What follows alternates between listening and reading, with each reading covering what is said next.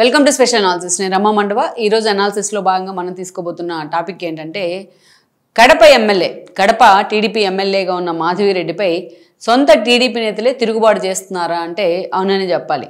నిజానికి మాధవిరెడ్డి ఎమ్మెల్యే అయిన దగ్గర నుంచి వైఎస్ఆర్సీపీ నేతలను అక్కడ నిజంగానే ఆవిడ భయపెడతా వచ్చారు, గడగడలాడిస్తూ వచ్చారు. తను సంథింగ్ డిఫరెంట్ అందరికంటే అని తను ప్రూవ్ చేసుకునే ప్రయత్నం చేశారు.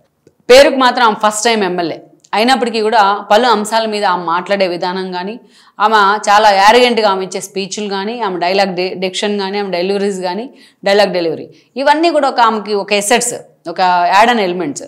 వీటన్నిటితోని ఎప్పుడు కూడా మాధవిరెడ్డి వార్తల్లోనే ఉండేవాళ్ళు. ఇష్యూ బేస్డ్గా ఆమె వైఎస్ఆర్సీపీని టార్గెట్ చేసే విధానం నిజంగానే ఆమెకి ఎంతోమంది అభిమానులు కూడా తెచ్చిపెట్టింది టీడీపీలో. So no doubt in that. అలాంటి ఒక చాలా తక్కువ సమయంలో, ఎందుకంటే ఒక ఫైర్ బ్రాండ్ అనే ఇమేజ్ రావాలంటే అంత తొందరగా రాదు మహిళా నేతలకి, ఇంతమంది మేల్ డామినేషన్ పాలిటిక్స్లో. అలాంటి మాధవిరెడ్డి చాలా తక్కువ, with in the span of 1 yearలోనే ఒక ఫైర్ బ్రాండ్ ఇమేజ్ని కూడా తెచ్చుకుందాం. టీడీపీ మహిళా ఎమ్మెల్యేలు ఇంతమంది ఉంటే మంత్రులు కూడా వాళ్ళందరిలో ఒక ఫైర్ బ్రాండ్ ఇమేజ్ కూడా ఆమెకు ఒక ఎసెట్టే. సో ఇలాంటి వాటితోనే ఆమె వైఎస్ఆర్సీపీకి కూడా టార్గెట్ అయింది. వైఎస్ఆర్సీపీ కడప మున్సిపాలిటీ విషయంలో కావచ్చు, మేయర్ విషయంలో కావచ్చు, ఇలా తను ఎన్నోసార్లు ఓపెన్ స్టేట్మెంట్స్ ఇచ్చిన విధానం కావచ్చు, వాళ్ళ మీద ఫైట్ చేసిన విధానం కావచ్చు, గత ప్రభుత్వ అరాచకాలను 5 ఏళ్ల పాటు సాగిన అరాచకాలని క్వశ్చన్ చేసిన తీరు కావచ్చు, ఎప్పుడూ ఏదో ఒక రూపంలో మాధవిరెడ్డి వార్తల్లోనే ఉండేది. సో మొత్తానికి కడప రెడ్డమ్మ అనే బిరుదు కూడా తెచ్చుకున్నారు. గతంలో సినిమా వచ్చింది ఆ టైటిల్తో. అలాంటి బిరుదు కూడా ఆమెకి ఇచ్చారు. టీడీపీలో చాలామంది ఆమె ఫాలోవర్స్ కానీ, ఆమె ఫ్యాన్స్ కానీ, అలా అంత ఎక్స్పోజర్ వచ్చింది ఆవిడకి షార్ట్ స్పాన్లోనే. అలాంటి మాధవిరెడ్డి ఈ రోజున ఆ స్థాయిలో వచ్చిన ఎక్స్పోజరే ఆమెకి నెగిటివ్ అవుతుందా అంటే అవుననే చెప్పుకోవాలి. ఎందుకంటే ఆ ఎక్స్పోజర్ వచ్చే క్రమంలో ఆమె దూకుడు చాలా దూరం వెళ్తూ ఉంది. ఈ దూకుడు ఎంత దూరం వెళ్తూ ఉంది అంటే, ఆమెను ఎవరైతే మొన్నటి ఎన్నికల్లో ఓట్లేసి గెలిపించారో అలా ఆమె పక్క నుండి ఆమె గెలుపులో చాలా కీలకంగా భాగస్వామ్యం అయ్యారో అలాంటి టీడీపీ నేతలే, అంటే సొంత పార్టీ నేతలే ఆమె మీద తిరుగుబాటు చేసేదాకా, స్థానిక నేతలకు ఆమె మీద కంప్లైంట్ చేసేదాకా కూడా వ్యవహారం వెళ్తూ వచ్చింది.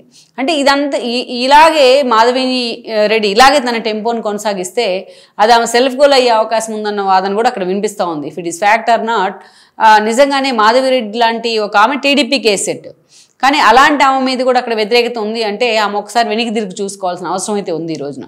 ఇక్కడ మనం చూసినట్లయితే ఆమె భర్త శ్రీనివాసులు రెడ్డి, ఆయన వాళ్ళ తండ్రి రాజగోపాల్ రెడ్డి, ఆయన మాజీ మంత్రిగా కూడా పనిచేశారు. సో అక్కడి నుంచి ఆయన తర్వాత ఈయన రాజకీయాల్లోకి ఎంట్రీ ఇచ్చారు. జిల్లా పార్టీ అధ్యక్షుడిగా ఉన్నారు ఆయన. గతంలో పలుసార్లు కడప నుంచి ఎంపీగా పోటీ చేసి ఓడిపోవడం జరిగింది. ఈ సానుభూతి మొత్తం క్యారీ ఫార్వర్డ్ చేశారు ఆయన. చట్టసభల్లో అడుగు పెట్టాలని తన కోరిక తీరలేదు. అలాంటి సమయంలోనే 2024 ఎన్నికలు వచ్చాయి. అప్పుడు మాధవిరెడ్డి స్థానికం కాబట్టి, కడపే కాబట్టి అక్కడ ఆమెకి టికెట్ ఇవ్వాలనే ప్రపోజల్ వెంటనే అధిష్టానం కూడా ఆమోదించడం జరిగిపోయాయి.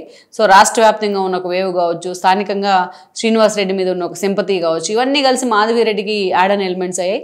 ఆవిడ మొన్నటి ఎన్నికల్లో ఎమ్మెల్యేగా గెలవడం జరిగింది. గెలిచిన దగ్గర నుంచి కూడా విత్ ఇన్ 1 yearలోనే ఆమె ఒక ఫైర్ బ్రాండ్ ఇమేజ్ కానీ, ఇష్యూస్ మీద ఫైట్ చేసే విధానం కానీ, ఇవన్నీ కూడా మిగతా ఎమ్మెల్యేల కంటే ఆమె చాలా విషయాల్లో దూసుకుపోతున్న విధానం కానీ, ఇవన్నీ ఎసెట్సే ఆమెకి.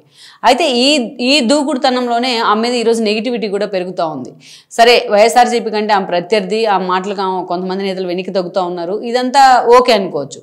కానీ సొంత పార్టీ నేతల్ని ఆమెకు దగ్గరికి తీయట్లేదు. అదే యారగెన్సీని సొంత పార్టీ నేతల మీద కూడా చూపిస్తూ ఉందనే విమర్శ ఆమె మీద చాలా రోజులుగా వస్తూ ఉంది. సో ఈ క్రమంలోనే ఈరోజు కొంతమంది స్థానిక నేతలు అంతా కలిసి పుట్ట నరసింహారెడ్డి దగ్గరికి వెళ్ళడం జరిగింది. ఇక్కడ ప్రజెంట్ కమలాపురం ఎమ్మెల్యేగా ఉన్నారు పుట్ట చైతన్యరెడ్డి, వాళ్ళ తండ్రే పుట్ట నరసింహారెడ్డి, టీడీపీలో సీనియర్ నేతగా కూడా ఉన్నారు ఆయన. సో అలాంటి ఆయన దగ్గరికి వెళ్ళారు వీళ్ళంతా. ఆయన వెళ్ళి వాళ్ళందరూ కూడా ఏదైతే కడపలో జరుగుతున్న కొన్ని వ్యవహారాలు కానీ, మాధవిరెడ్డి మీద కానీ వాళ్ళంతా ఆయనకి ఫిర్యాదు చేయడం జరిగింది. మీరు ఈ విషయాన్ని పార్టీ అధిష్టానం దగ్గరికి తీసుకెళ్ళాలి, ఆమెను కొన్ని విషయాల్లో కంట్రోల్ చేసే ప్రయత్నం చేయాలి అంటూ కూడా వాళ్ళంతా మొరపెట్టుకున్నారు. ఎప్పుడైతే ఇది జరిగిందో ఇటు అపోజిట్ మీడియాకు కూడా, జగన్మోహన్ రెడ్డి మీడియాకు కూడా ఈరోజు మాధవిరెడ్డి ఒక వార్తల్లో అంశమైంది. ఆమె మీద వ్యతిరేకతను ఎక్కడ తమకు ఒక పాయింట్ దొరుకుతుందా మాధవిరెడ్డిని టార్గెట్ చేయడానికని ఎప్పుడు ఆలోచిస్తూ ఉంటారు వైసీపీ నేతలు. అంత డామినేటింగ్ ఉంది ఆమె క్యారెక్టర్ అక్కడ కడపలో. సో అందుకే మాధవిరెడ్డి మీద సొంత పార్టీ నేతలు తిరుగుబాటు చేశారని వార్తలు వండేస్తూ ఉన్నారు, అది వేరే విషయం.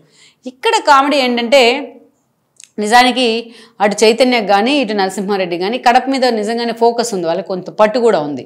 అట్ ద సేమ్ టైం చూస్తే ఇక్కడ శ్రీనివాసుది రాయచోటి, ఆ యాంగిల్లో చూసినా మాధవిరెడ్డిది కానీ శ్రీనివాసుది కానీ లోకల్గా కాదు, వాళ్ళ స్థానికులు కాదన్న ఒక ఇమేజ్ ఉంది కొంతమందిలో, వాళ్ళ వ్యతిరేకుల్లో.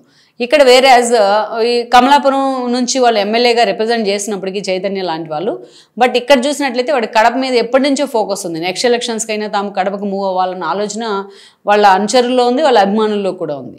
అయితే అది ఎక్కడ కూడా బయటకు ఎక్స్పోజ్ కావట్లా. ఇదే సమయంలో ఏదైతే మాధవిరెడ్డి మీద ఫిర్యాదు రావడం కానీ, అది కూడా ఆ ఫిర్యాదును తీసుకెళ్ళి అది కూడా నరసింహారెడ్డికి వాళ్ళకి అందజేయడం కానీ, సొంత పార్టీ నేతలు అందజేయడం కానీ, ఇదంతా కూడా ఒక పొలిటికల్ థ్రిల్లర్ను అయితే తలపిస్తూ ఉంది. సో నేను పరిశీలిస్తాను అని ఆయన చెప్పడం, అంటే పరిశీలిస్తాను అంటే పార్టీ అధిష్టానం దగ్గరికి తీసుకెళ్తాను అని. అంటే మాధవిరెడ్డి మీద కంప్లైంట్ వాళ్ళు ఇస్తే దాన్ని అక్కడికక్కడే ఆయన మాధవిరెడ్డికి ఫోన్ చేయొచ్చు, పర్సూ చేయొచ్చు. దాన్ని అధిష్టానం దగ్గరికి తీసుకెళ్తాను అని చెప్పడం ద్వారా సో అక్కడ ఆధిపత్య పోరు ఎంత ఉంది టీడీపీ నేతల మధ్య, మాధవిరెడ్డి వర్సెస్ పుట్ట చైతన్యరెడ్డినో, మాధవిరెడ్డి వర్సెస్ పుట్ట నరసింహారెడ్డి ఉన్న విధంగా ఒక ఎక్స్పోజర్ అయితే వచ్చింది. అందుకే ఈరోజు జగన్మోహన్ రెడ్డి మీడియాకు మాధవిరెడ్డి ఇష్యూ ఒక వార్త అవుతుందన్నమాట. సో ఇన్ని ఆల్మోస్ట్ ఎంతైతే ఆమె మీద ఒక ఇమేజ్ వచ్చిందో ఒక ఫైర్ బ్రాండ్ అని, అట్ ద సేమ్ టైం ఆమె ఏదైతే మొన్న చైర్ కోసం కలెక్టర్తో ఫైట్ చేసిన విధానం కానీ, ఇట్లాంటి చిన్న చిన్న ఇష్యూస్, ఆమె ఇగో హట్ అయి మాట్లాడుతున్న మాటలు కావచ్చు, కొన్ని ఇష్యూస్ కావచ్చు, మాధవిరెడ్డిని సైడ్ ట్రాక్ పట్టిస్తూ ఉన్నాయి. ఎందుకంటే కడపలో ఒంటిమిట్ట కానీ పులివెందుల ఉప ఎన్నిక కానీ గెలవడం అంటే అది మామూలు విషయం కాదు. అంత భారీ మెజారిటీలతో ఎంత అధికారంలో ఉన్నా జగన్మోహన్ రెడ్డి కంచు కూడా బద్దలవడం అంటే అది మామూలు విషయం కాదు.